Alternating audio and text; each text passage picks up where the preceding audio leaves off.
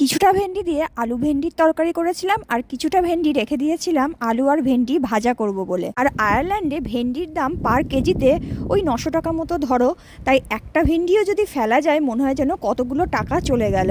আর ভেন্ডি এনে বেশি দিন রাখা যায় না, বেশি দিন রাখলেই কেমন একটা হয়ে যায়। তাই ভাবলাম দেরি না করে আজকেই করে ফেলি আলু ভেন্ডি ভাজা।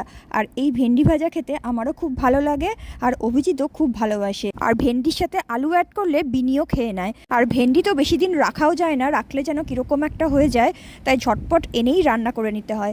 ব্যাস, আমার আলু ভেন্ডি ভাজা হয়ে গেছে। আমার কিন্তু তেল ঝাল মশলা এইসবের থেকে মাঝে মাঝে এইরকম সিম্পল খাবার খেতেই ভালো লাগে। তাই আজকের মেনুতে ছিল আলু ভেন্ডি ভাজা, মুসুর ডাল, আর তার সাথে একটা ডিম সেদ্ধ, আর একটুখানি ঘিও নিয়ে নিয়েছি, কারণ ডাল থাকলে একটু ঘি না হলে ঠিক জমে না। কোনো রান্নাতেই এখন আর আমি লঙ্কা দিই না, কারণ বিনিও ওই খাবারগুলো খায়, তো সেই জন্য একটা কাঁচা লঙ্কাও নিয়ে নিয়েছি।